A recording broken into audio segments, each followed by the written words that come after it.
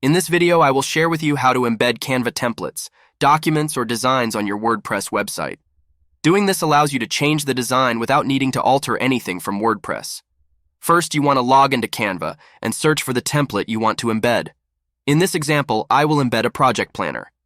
Now click on the Share button on the top right corner, then search for the More option with a three-dot icon. Then select Embed. Click on the Embed button and the link will be automatically created. Now copy the HTML embed code. Now go to the back end of your WordPress website. I will embed the link in an example page here. Create a title for the page. Then click on the plus icon on the right side. Now search for HTML.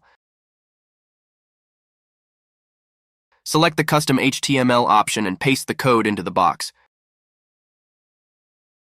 Now go ahead and publish the page.